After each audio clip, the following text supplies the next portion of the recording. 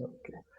Hello, guys. Welcome to another live show of the FanStands with Mohsin and Ahmed. And this time we have a special guest all the way from UK, but he's probably going to talk about La Liga. So we have Matthew on the show. Hello, Matthew. How are you, brother? Hi guys, hi everyone. Thank you for having me on. You're welcome. You're welcome. So, Matthew, tell us a bit about yourself. Where are you from? And why do you love football? How did you start loving football? And why do you do a podcast about La Liga? And oh yes, I forgot to mention he also does podcast on La Liga Lowdown. So guys, do follow him on Twitter. I've shared the details on captions. So Matthew, Yes, I'm here in the UK. I've loved Spanish football for quite a number of years now. I was sort of growing up, and in my teenage years, the Pep Guardiola Barcelona team was the best team in the world, and Spain were dominating in international tournaments. And it's kind of grown from there, really. And for the last couple of years, I've been involved with Liga Lowdown. And yeah, we, as you say, we do podcasts, social media, articles on the website. And yeah, we try and give a good coverage for all of La Liga and Spanish football in general.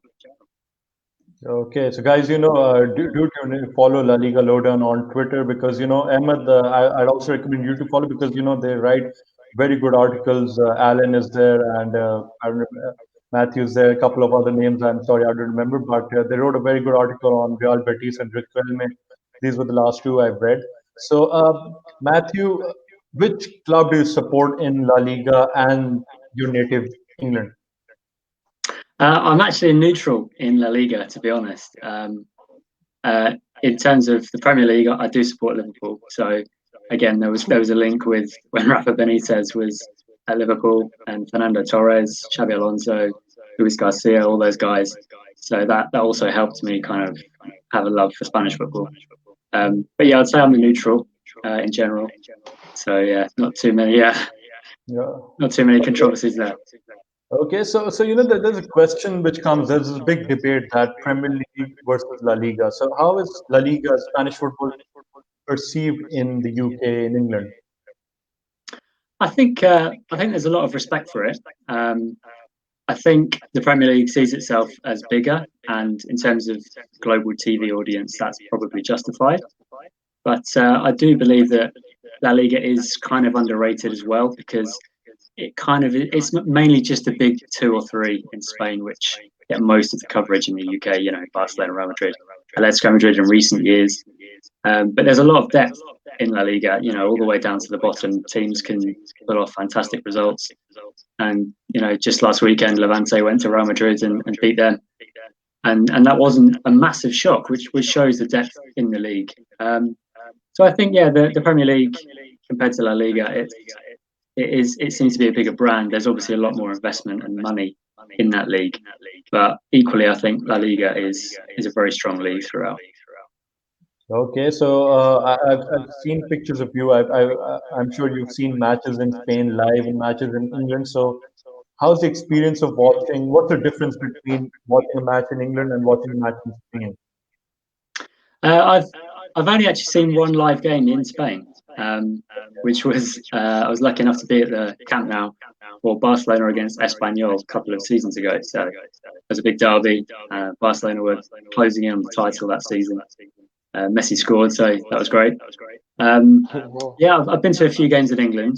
I'd say among some clubs, the atmosphere is quite similar because you have that kind of real passion for the team and they get behind them no matter what. So I'd say there's quite a lot of similarities in within fans and the atmosphere in the stadium.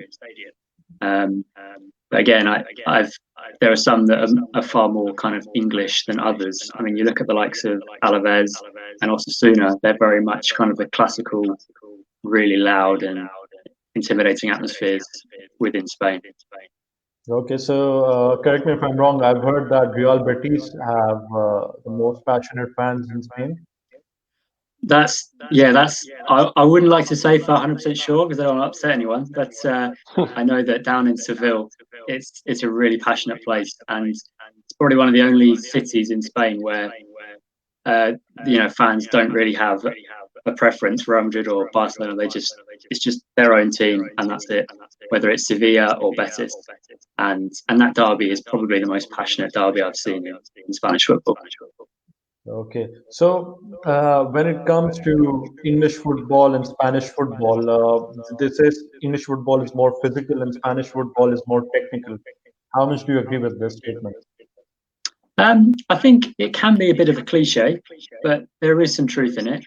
I think the Premier League generally is played with a more intense speed, but equally, the technical side of La Liga does come through, and you, there is a kind of slightly slower pace, but at the same time, especially when the clubs clash in Europe, you've seen that Spanish sides can have just as much intensity as their English counterpart.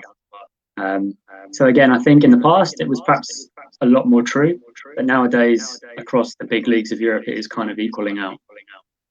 Okay, so we get a common question, and I've watched videos on Sky Sports, Luis Garcia, and other Spanish players talking about this. But how has Spain, evolved and become so strong, even at international level from 2008 to 2014, and even at club levels after 2008? They've been dominating Europe, whether it's Champions League or the Europa League. Yeah, it's been an unprecedented time for Spanish football in general, really, with the success that you mentioned there. And I'd put it down to a range of factors. I think they had a golden generation of playing talent, a lot of which came through La Masia at Barcelona, the likes of Xavi, Iniesta, Busquets, Gerard Piqué, and more. But definitely the coaches play a part as well. La Liga has always been able to attract the kind of the greatest coaches and also the greatest players in terms of transfer fees. The Galactico year at Real Madrid was just before the explosion of Spanish football dominance. So I think there's always kind of that aura and mystique about Spain and La Liga, and I think that allowed them to have a really good starting point. And then from there, you've had the quality of coaching and players that have come through learning to play that kind of tiki-taka philosophy, which took Europe's breath away from 2008 to 2012 especially. And even since then, we've had Sevilla succeeding in the Europa League. So it's still very much the case that Spain is one of the strongest leagues around.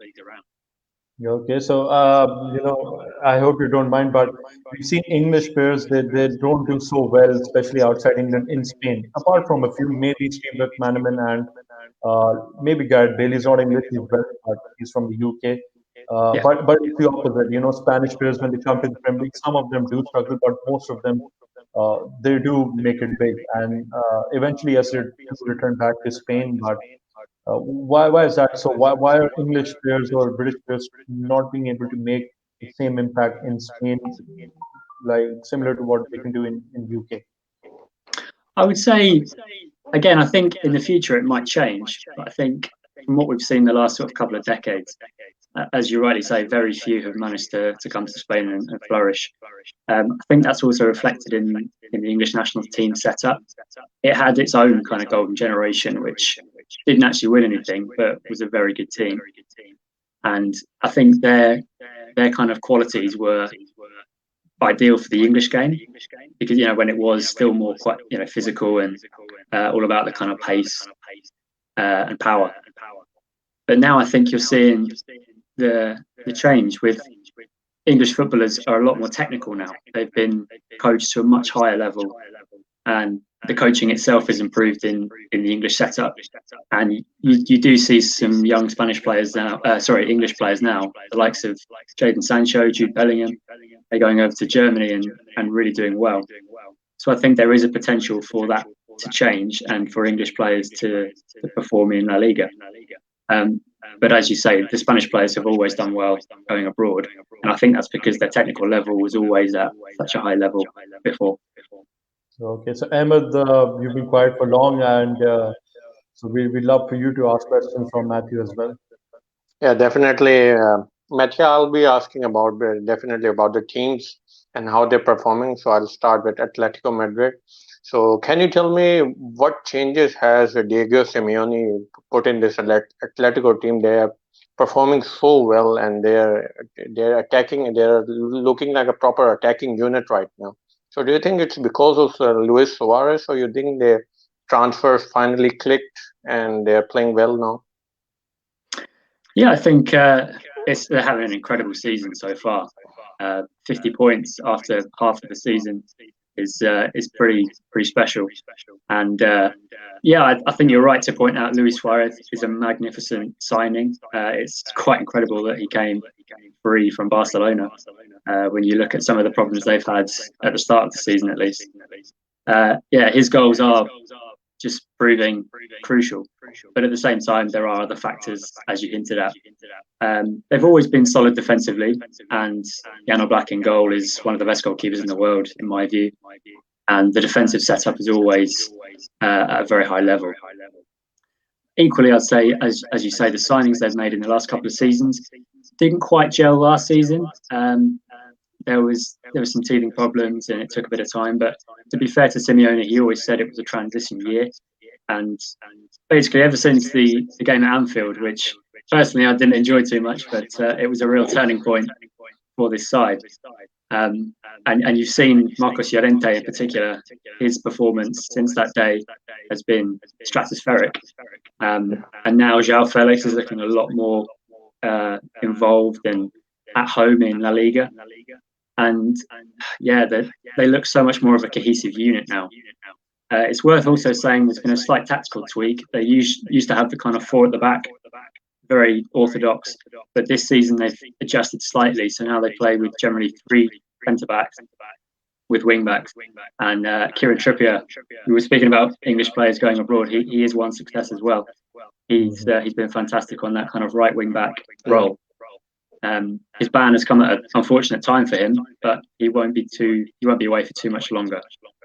So they're flying. It's just the only thing that might derail them is these increasing COVID cases which they seem to be suffering. Yeah, definitely. So Matthew, sorry, I just want to ask one thing. I'm rudely interrupting you, Ahmed, but was David Beckham considered to be a success at Real Madrid? Oh, that's a good question. Again, it's very hard to disentangle because so much of Beckham was the brand and what he provided off the pitch. Certainly in terms of marketing and shirt sales and all that kind of thing, sponsorship, he was massive for Real Madrid at that time. But in terms of Galactico on the pitch, I'd say he didn't surpass expectations, but I'd say he was probably average in terms of what people would expect. It certainly wasn't his peak years, which came at Manchester United before that, but it wasn't too bad. Okay, Ahmed, you can continue asking your questions, please. Yeah, well, Matt, coming to the second team, and I think a lot of our fans are, Barcelona fans. So definitely, I'll ask you about few things massive happening in Barcelona. First of all, I'd like you to comment on the contract released by El Mundo that Messi from 2017 to 2021 contract is earning around 555 million. So your comments on that, are footballers supposed to be earning this much in a contract? Well, I think there's a lot of context as well here with the saga that happened last summer with him wanting to leave, the burofax, and then ongoing discussion, speculation that he might move again this summer. PSG have been heavily linked in recent days, once again. In terms of the contract itself, I mean, it is a staggering amount of money. There's no getting away from that. But at the same time, he's the best player in the world, and when the money in football is so seismic, I guess it's understandable that he is paid the most and in very high numbers. It's a different kind of debate whether footballers should earn that much money, because when you talk about value compared to, say, doctors and nurses, especially in the last year, it's very difficult to make that argument. But given the amount of money that's in football, you can certainly understand why it is quite so high. Yeah, so yeah, definitely. So coming on the manager, Ronald Koeman, I think he has a really rough start to the Barcelona start. So do you think he will be sticking around to the end of the season, or you think that after the elections, I think if the Font or Laporte comes, there will be a change in the managerial side as well? Yeah, I've got quite a bit of experience with Koeman in the Premier League. He was at Southampton, did okay there, then got the Everton job, and is widely been regarded as a bit of a failure there. He did well with the Dutch national team, and then he came to Barca, as you know, quite recently. It has been a tough start, as you say. The financial situation at the club is really serious, and I don't think you can underestimate how tough that situation is. The presidential situation on top of that as well. I think at the start of the season there were genuine concerns that Barca were going to struggle to finish in the top four even. They were looking good in the Champions League, but they lost that final game against Juventus in quite embarrassing fashion, and that led them to only finish second in the group and face a tougher tie in PSG. So I think that will condition a lot of the season story, how well they do in the Champions League. But in terms of La Liga, they've had a pretty good run of late. I think they've won 5 in a row in the league. They've made it to the Cup semi-finals again. And in 2021 in general, they've been performing really well. Frenkie de Jong has been released and he's allowed to play further forward, and he's chipping in with some goals. Pedri has been a fantastic addition. Ricky Puig is getting minutes. Leo Messi looks a little bit more happy. Antoine Griezmann is on fire at the moment. But there's a lot of encouraging signs within the team. In terms of whether he'll continue, as you say, that really depends, I think, on who wins the election and what they want to do. There's been a lot of talk about Xavi coming back as coach. It would be quite brutal if Barca end up winning something, even if they could win the Champions League. You never know. If they win the Champions League and then the new president decides to sack Koeman, that would look pretty brutal. But it is a results business, so time will tell. I would imagine that he won't be there for much longer. He might start next season, but I don't think he'll be there for too long. So he's kind of on a hiding to nothing, but at the moment he's doing quite well. Okay, so your prediction for PSG versus Barcelona? I think you've seen an upset from Koeman? Yes, last night after PSG's game in Liga, Angel Di Maria came out and said again that he'd be very happy to have Messi, and says it's quite likely that Messi can arrive. And Koeman responded by saying, that's out of order to say that. He's still a Barcelona player. Basically, just it really heats up that Champions League tie, which starts in 12 days. It's going to be pretty. When you consider all the factors, there's Neymar, there's PSG, the remontada from a couple of seasons ago, even. Yeah. There's so much kind of charged atmosphere already, and this game could be probably the best of the round of 16. My prediction. Again, PSG are looking. They've got a new coach in Pochettino. He's the ex-Espanyol manager. He doesn't like Barca very much at all. So that's another little subplot. I think. Again, away goals are so crucial when you look at Barcelona's recent failures. Away goals were what done it for them. They had advantages going to Rome, going to Anfield, couldn't score away from home, and ended up getting knocked out in shocking fashion. So I think they've got the home leg first again, so that plays against them. They need to try and keep it tight and try and obviously get a win to take to Paris. And then it's all about, can they score in Paris against a pretty solid PSG team at the moment. They're not top in Liga, which is a surprise. But again, with the situation of COVID and the change they've had recently, it is a very unique season. And you'd still expect a Pochettino side to be pretty resolute and play some good football. So I think it's going to be two fantastic matches. And I think the viewers are going to have a lot of entertainment. Well, Yeah, definitely. Well, Matt, we have a comment. I'm unable to bring this up for some technical issues. There's a Barcelona fan here in Pakistan. He says that Griezmann will leave Barca soon. The board needs money. We can't let Messi go at any cost, and we might even sell Ansu Fati as well. So, I mean, selling Ansu Fati sounds absurd to me. I mean, he's the future. What do you have to say about that? There's a couple of things there. It's a very good comment. They don't want to lose Messi at any cost. Financially speaking, completely forgetting football, financially it would be a benefit in terms of saving all that salary. But equally, the optics of losing Messi would just be pretty terrible. They do need money. It's, as I say, it's a very serious financial situation that they're in at the moment. They wanted to bring in Eric Garcia from Manchester City. Reports said he even offered to play for free for the rest of the season, but they still couldn't get it over the line. So yeah, it's going to be a very intriguing period with the signings. As you say, I don't think they can afford to sell Ansu Fati. He is the future, along with Pedri, Ricky Puig, some others coming through. When you look at players they might be able to sell, yeah, it's a good point. Griezmann is a high value asset there. Frenkie de Jong perhaps as well. But again, they're proving to become important players for Barcelona now. They're both probably two of the most informed players in the squad. So it's a very precarious situation all round. Mm-hmm. Okay, so Ahmed, anything you want to discuss about Barcelona, or you want to move ahead? I'll move ahead.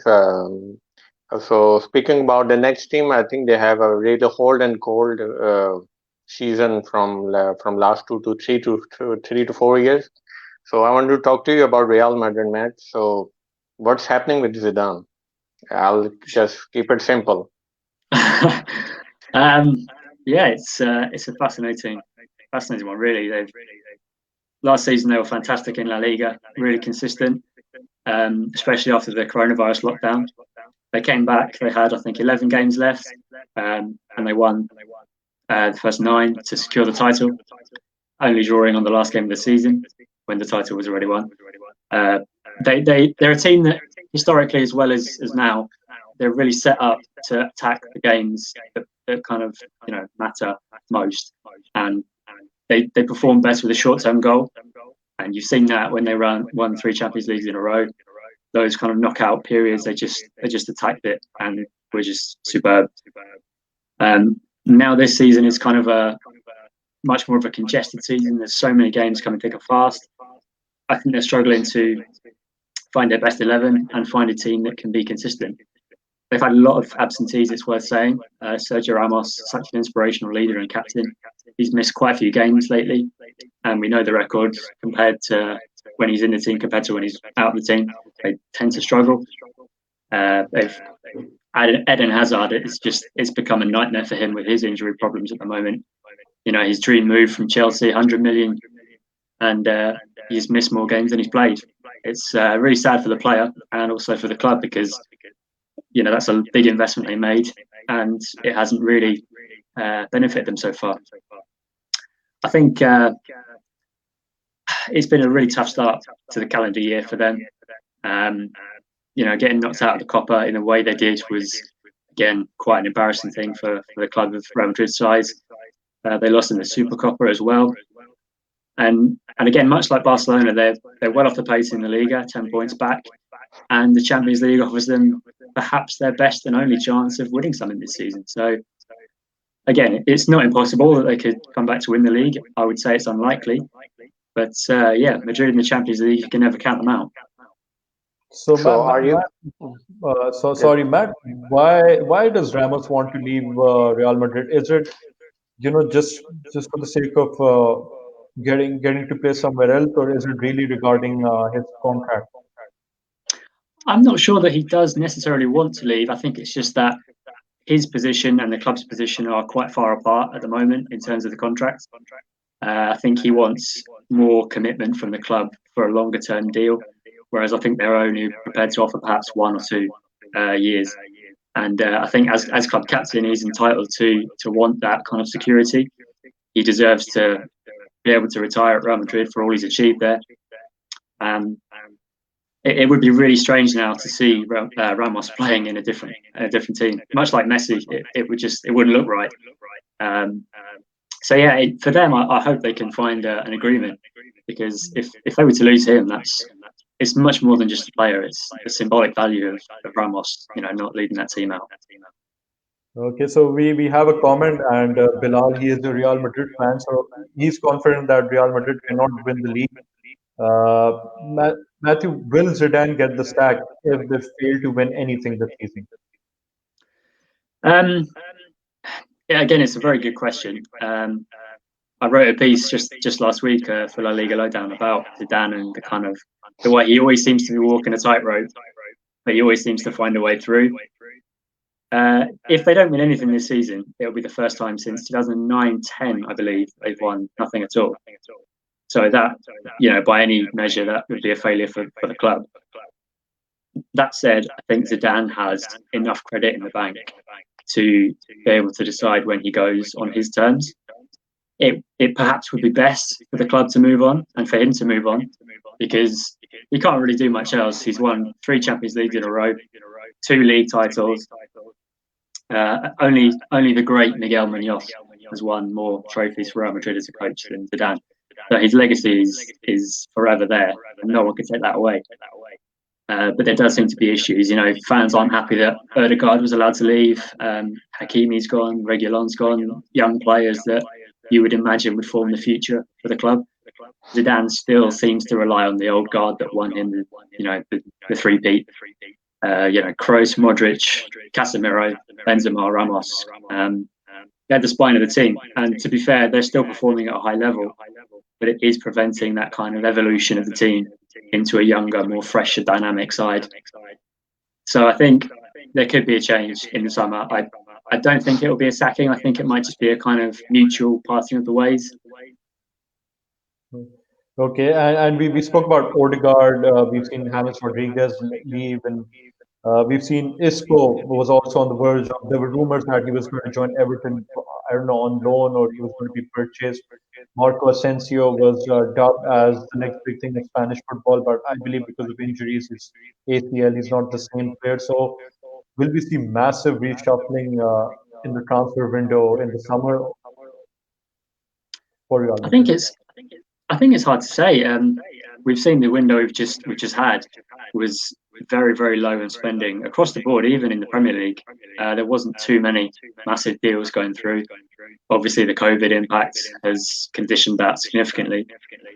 I think Real Madrid do need some turnover.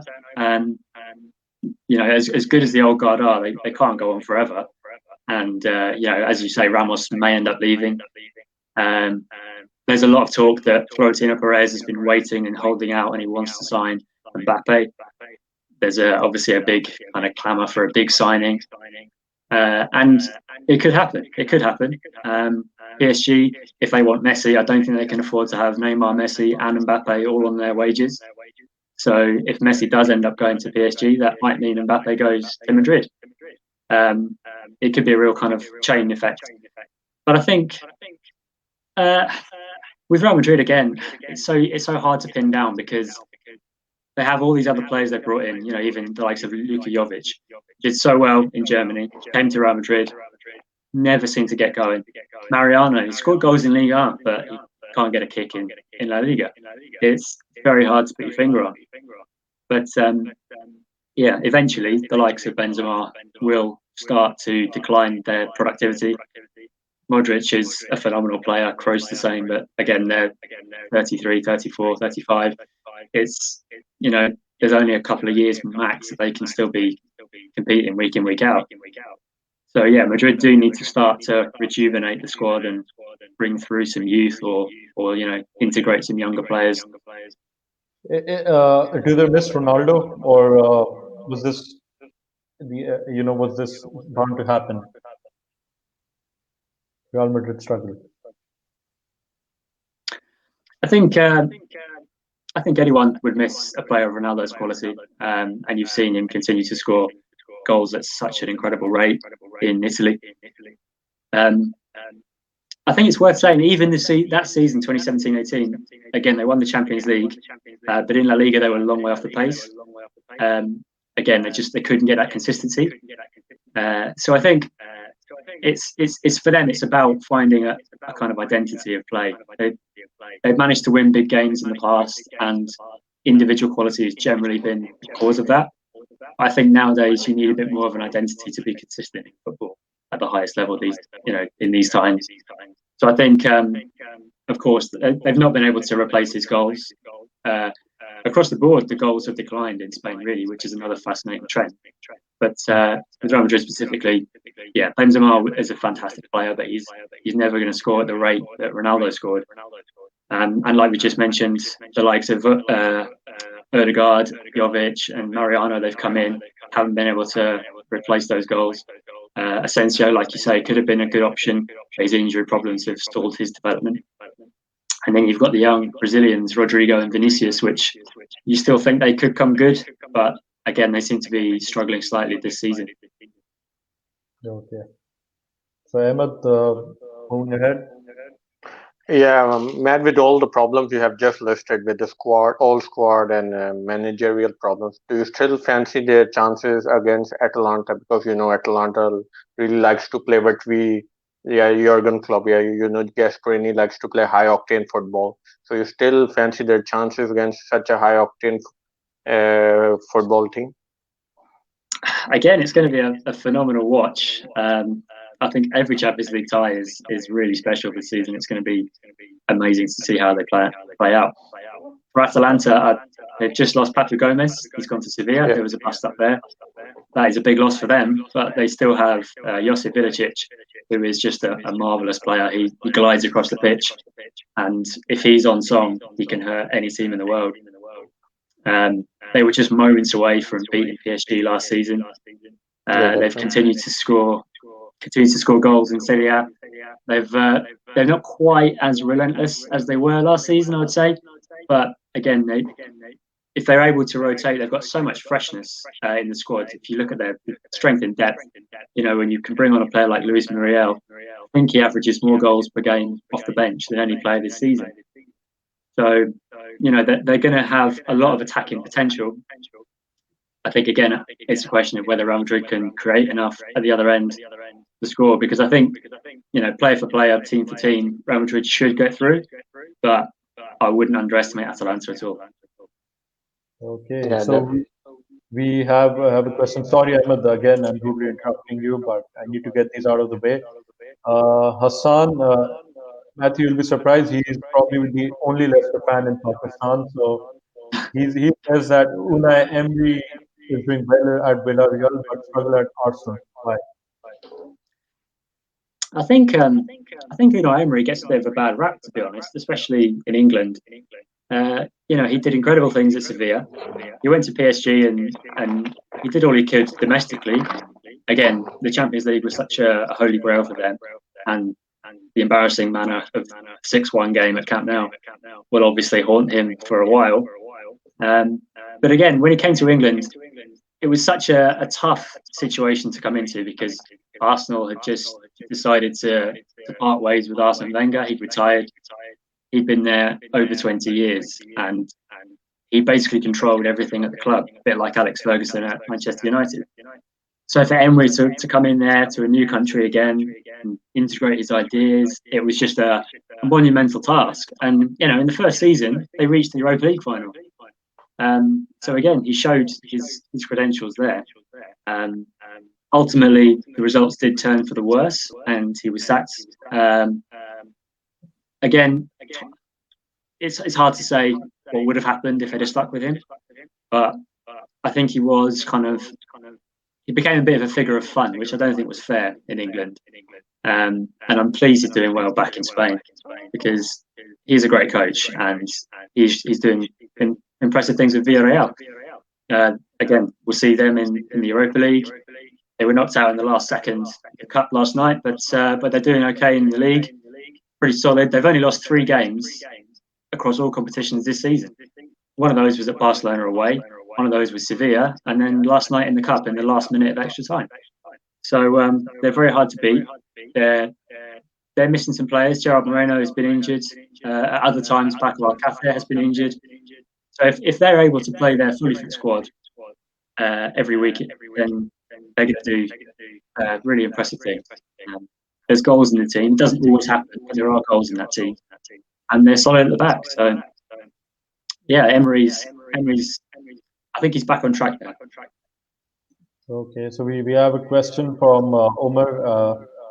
So I'll just sum this up. He says that Spanish teams are superior compared to English teams in Europe head to head when they face each other. Yeah, we've seen a lot of teams that perhaps wouldn't have been fancied, and they've gone on to achieve big results. I know Liverpool have struggled away in Spain quite a lot.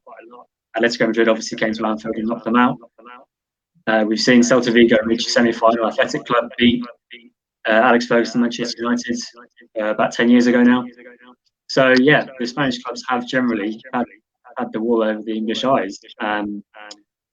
But I think, again, as we were talking about at the start of the show, the difference is largely coaching and technical level. I think it is more level now, but certainly in the last decades, I think the coaching and technical level of Spanish teams has been superior. Okay. So Ahmed, you can continue the questions now. Yeah, the next team, Matt, I want to discuss about is very underrated for I think quite some football fans. If you follow Spanish team, I think it's about Sevilla. So what is this about Sevilla, Matt? That any coach that comes and start coaching them, they play really good. These are kind of a team that you always expect them to perform well in Europe, or especially if they're playing in Europa, or even in Champions League.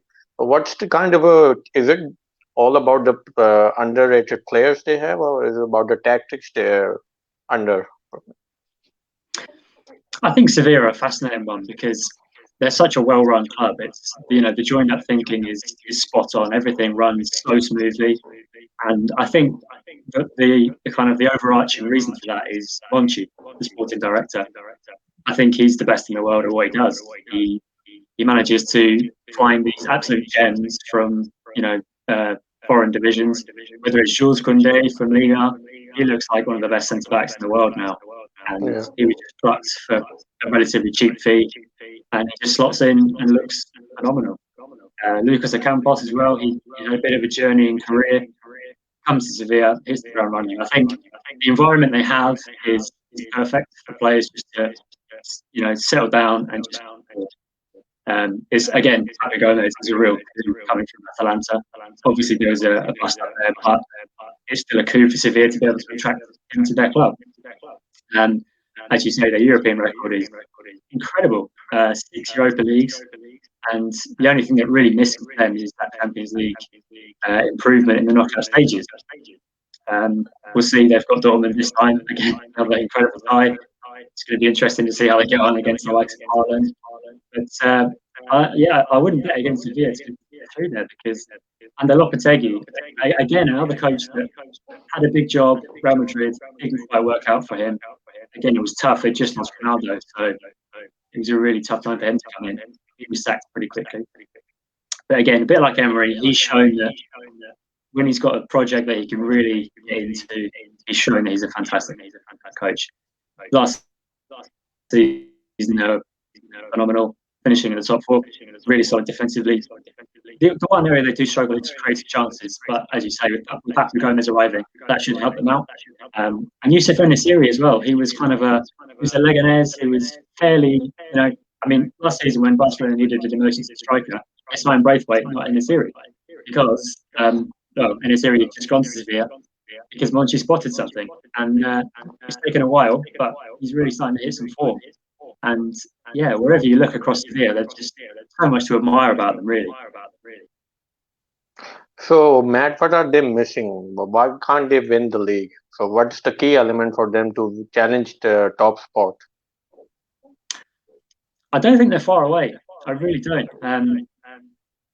I think they're only 1 point away from second place right now, and I think for them historically the problem has been away from home in the biggest matches. They don't have a very good record at Camp Nou, at Bernabeu, at Atletico Madrid, or even at the likes of sorry, no, not there. In general, away from home in the biggest matches, they've struggled in recent seasons. But I think now they have that real solid foundation. They've got the defence. They've got two pretty decent goalkeepers to pick from.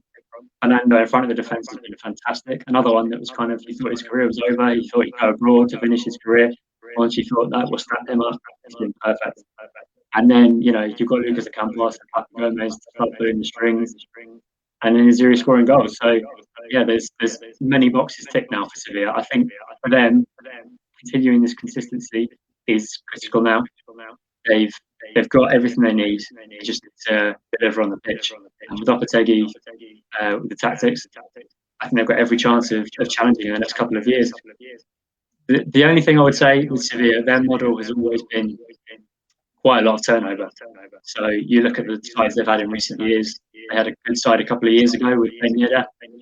He was sold for a really good fee, and he's still doing well in Monaco. So the only question is whether they can keep hold of their best players. I think a lot of clubs will be in for Jules Koundé in the summer. I think also Youssef En-Nesyri was attracting attention from Premier League clubs, and again with their financial power, they can afford to just spend that money. So if Sevilla can keep their squad together for maybe 1 or 2 seasons, I think they have a real shot, because Atletico are obviously flying this season. They may not be as high next season, and Barcelona, Real Madrid, knows where they're going to be in a year's time. There's so much that can happen there. So yeah, Sevilla are definitely at the moment, I would say, right in that challenge for kind of second place. Okay, that's good. So next club, Matt, I want to talk about is quite historical, and all of us really enjoyed watching them when we started the football, is Sevilla. So can you tell our fans with such a historical club, what happened to them in 2021 season, that they have to sell all their valuable players to Villarreal and other teams? I think you meant Valencia, not Sevilla. Oh, sorry. Oh, Valencia. Sorry. Valencia. That's fine. Yeah. There's a lot of disgruntlement amongst the fan base about the way the club is run. I have to be careful what I say, but there is a lot of anger about the way that the club has been run. They've sold, like you say, that Dani Parejo, club captain, icon, phenomenal player. He went for basically nothing to Villareal, as you say. Coquelin too. And Rodrigo was sold to Leeds United, apparently, and Ferran Torres to Man City. So, that's a lot of play. Garay as well. He was released, no new contract. That's a lot of spine of the team basically that was ripped out over the summer. And again, Javi Gracia had a massive job on his hands to try and revive something. They had no additions in the summer. They have had a couple of loan signings come in the last days of the window. So that's positive. But I think it's going to be very tough for them. I don't think they'll go down, because they do have enough quality now to win enough matches to get enough points. But I think as we look to next season, if they sell some more players in the summer, the likes of maybe Maxi Gomez, Gonzalo Guedes, then again they're going to be up against it and start next time. So it's a very difficult situation. Again, the financial situation isn't the best for them. A few years ago, they wanted to move to a new stadium, but that's been mothballed, and it's very much a non-starter at the moment. So yeah, when you look at it, under Marseille, they were fourth a couple of seasons in a row in the Champions League. They won the cup. And again, it was kind of off-field politics, which led to his sacking, and also the sporting director, Alemany. He was that double act was working wonders with Valencia, and it was basically just kind of shut down. So it is sad to see them struggle, because they are a massive club, as you say, in Spain.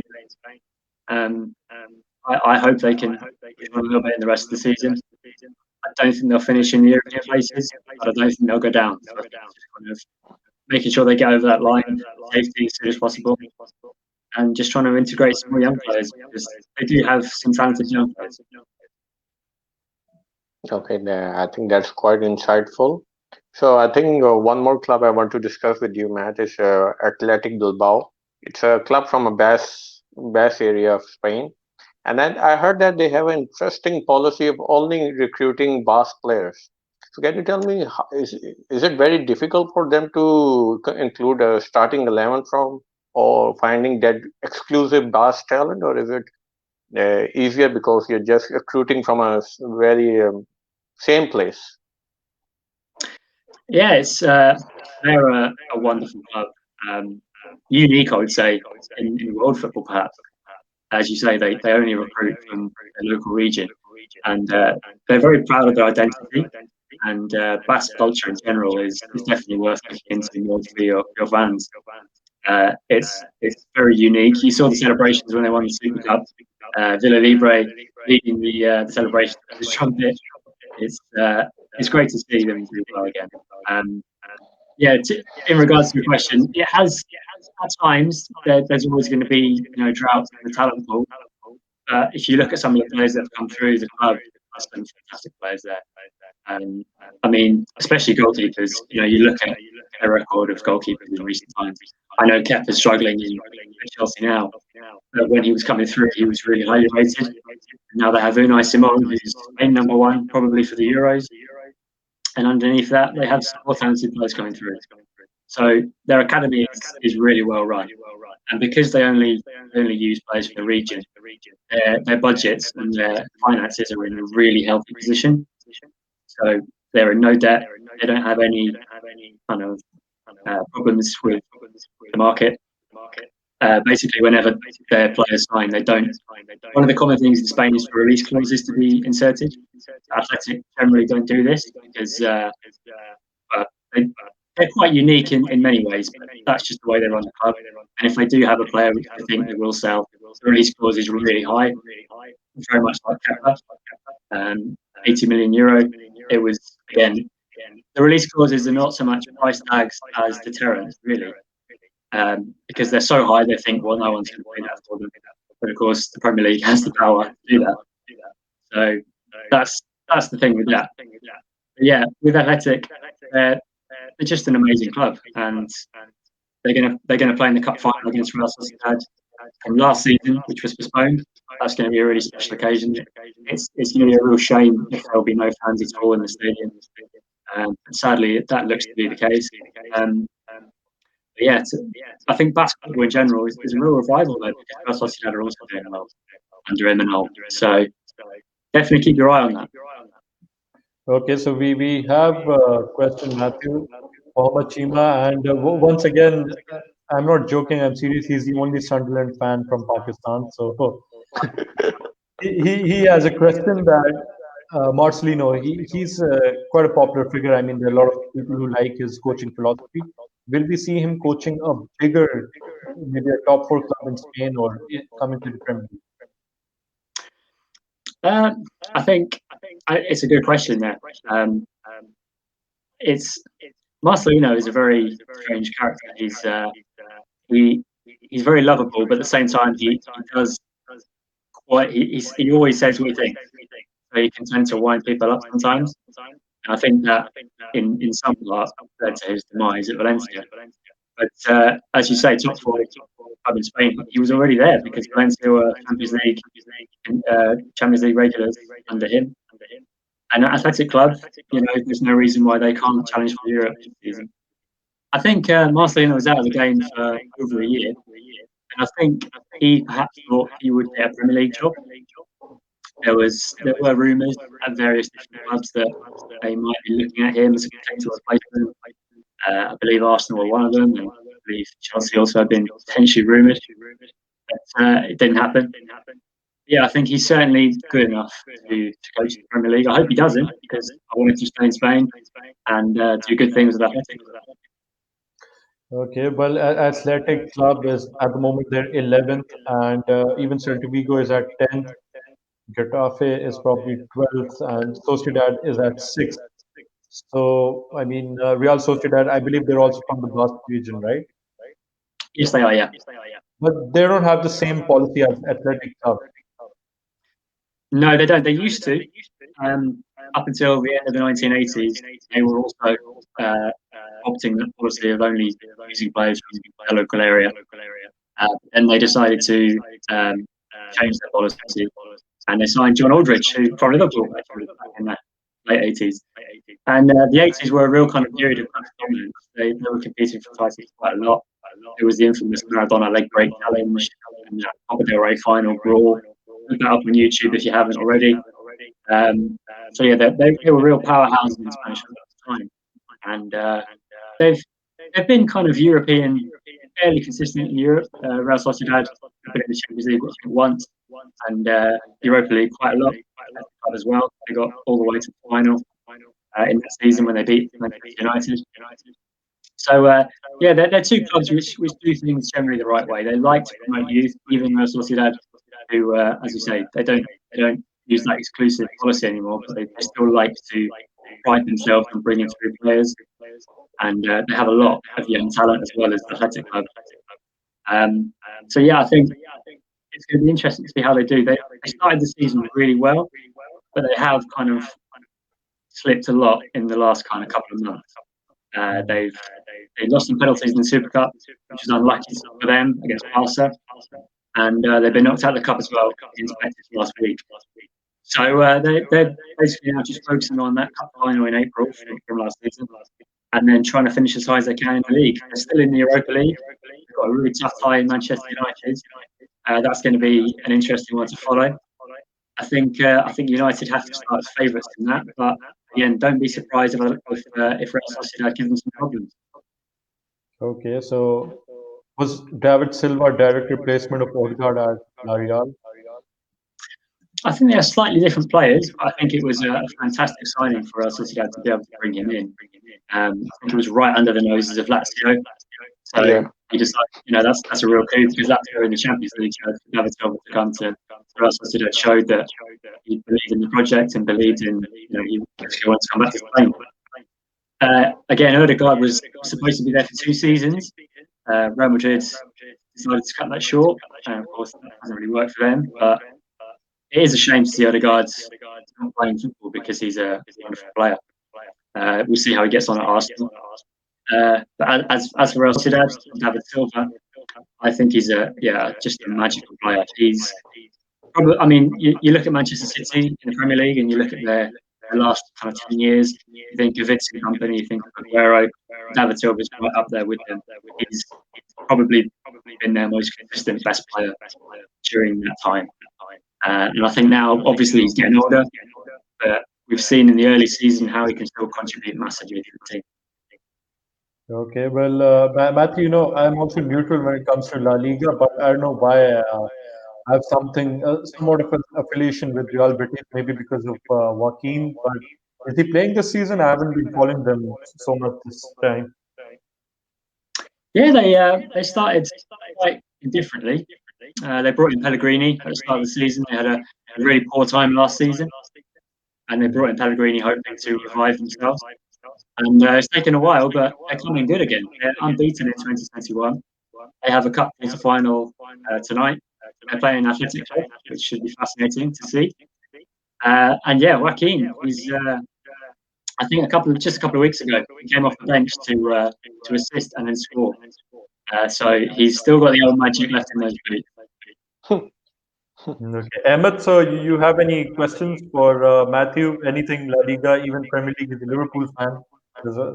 We have a few 5-8 minutes.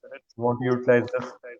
Yeah, I want to ask, you definitely know Inaki Williams, how is he playing very wonderfully in Athletic Club right now, and he also been linked with quite a few clubs, like even Barcelona tried to inquire about him in I think last 2 years. But do you see him going to a bigger club or just spending whole his life because he has like 9-year contract? So do you see him going somewhere else? Yeah. Again, he's a great player to watch, isn't he? Perhaps doesn't score as many goals as he should, because if he started to score goals, he would be the complete forward. But again, I think he believes in that club, and he's again local boy. He's very dedicated to the cause and proud to play for the club. I'm not sure if he would want to go. I mean, of course, any player would want to go to the Giants, but I'm not sure whether they would persuade him enough to leave Athletic. Genuinely, there's a lot of players that stay at Athletic Club for their whole career because that's who they are, their identity, their passion, their fans as well as players, on the pitch.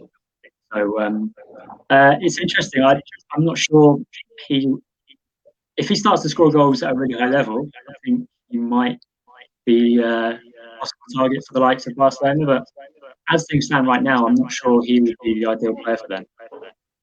Okay. So, is there any young player who you feel will be poached by the other leagues, especially Premier League, in the coming seasons from Spain? I think I think Jules Koundé is probably the next one. I know he's French, but he's playing for Seville. I think he's one that will attract a lot of attention from all the biggest clubs. And in terms of the young Spanish players coming through, they've got a lot of talent. We've already seen Ferran Torres move. Ansu Fati, you spoke about earlier, that'll be an interesting one. I don't think Barcelona should sell him, but you never know. And also some of the ones that may not be as well known. There's a player at Eibar called Brian Hill. He's on loan from Sevilla, and he's a kind of old school winger. He likes to get, chalk on his boots, like they used to say. Gets really wide and direct, and he's doing really well for Eibar. He's the star of their team, and he's showing that he can play a part for Sevilla in future seasons when he turns. Okay, yeah, well, guys, again, do check out La Liga Lowdown. I mean, they have written a lot on Brian Gill, so I think it's interesting read. Ahmed, you can also read that. So, Matt, we're almost at the end. I just want to ask one thing. We spoke about English players moving to Spain. We've seen a few British managers also trying to, coach in Spain, but they struggle. Is it because of the language barrier, or is the culture also an important factor? I think it's a bit of both. I think the language barrier is always going to be a problem if you don't speak Spanish. It's going to be hard for them to kind of interact through an interpreter or whatever. Again, the culture potentially might play a part. I think some of it is just that they've decided they didn't get to the highest level in England straight away. So they decided that they can get a top level job in Spain quicker. And I think that was perhaps misplaced. I'm thinking of Gary Neville, for example. He was basically his first real job in management. He did to go to Valencia. And, it's kind of ridiculous, really, when you think about it. But it didn't work out for him, and he's decided to stick to punditry, which he is very good at. I don't see any reason why British coaches couldn't succeed in Spain. But I think it needs to be the right fit at the right time and at the right club. Well, Pep Guardiola praised Graham Potter when Brighton faced Man City. So, is Graham Potter one of the best English coaches right now? I would say so. Just being Liverpool as well, away from home. So, his stock's on the rise. And he's already been abroad. He was in Sweden, coaching Östersund. So he's already had that experience of coaching away. I think another reason why they don't move abroad is because if they're good, they want to stay in the Premier League basically. Again, for them, they see that as the pinnacle, the most kind of glamorous job for jobs. You look at Brendan Rodgers from Northern Ireland. He's probably the most well-known of the British coaches in the Premier League right now. So he's obviously got Leicester to play very well, and always a link with Chelsea when they change coaches. So he has been at Liverpool in the past. So he's one that could get a big job. But Graham Potter is fascinating. Last couple of seasons we spoke about Eddie Howe at Bournemouth. Obviously the relegation there has kind of lowered his level a little bit. But Graham Potter, he's got Brighton playing really well. At the start of the season, the results weren't what they deserved. They played really well, didn't get the rewards, were unlucky in a lot of games. And now, as you've seen the last performances in the Premier League, they kept City to only 1-0. Really, really solid job. And then 4 clean sheets in a row, and they've beaten Liverpool at Anfield. So, Brighton, it should be exciting down there on the south. Okay, well, I'm just going to throw random questions. Rafa Benitez probably available for managerial role. I personally feel should go back to Spain, but I don't know where he can get employed. So, what news do you have? I mean, you guys follow football on a bigger level, especially cover Spanish players, Spanish clubs. So, do you have any news regarding Benitez? As far as I'm aware, there's nothing in the pipeline for him. But as you say, he's left his job in China. So if there is a change, kind of in a medium level club in Spain, I think he could be one of the names that's linked. Again, personally, I think he will prefer to go back to England. I know his family still lives there after his time at Liverpool and Newcastle. I think I also agree. I would love to see him return to Spain, but I'm not too sure that's going to happen. Okay, I'm sorry. A few repetitive questions I need to get. We like to answer the fans. So, if Barcelona actually lose Messi, how will they take the club forward? Because Matthew, I feel they need to start the rebuilding process and they have to be very patient in getting instant success, which is unlike of the top clubs. So, if Messi leaves, what is the way forward for Barcelona? Yeah, I mean, it would obviously be the end of an era, the greatest era for them.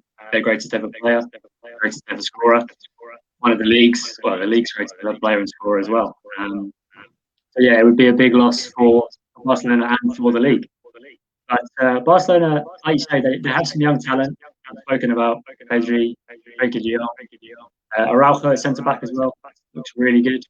So they've got some encouraging signs, and you know Messi was going to have to retire at some point anyway. So if he leaves a couple of years before that, it is what it is. They're going to have to rebuild.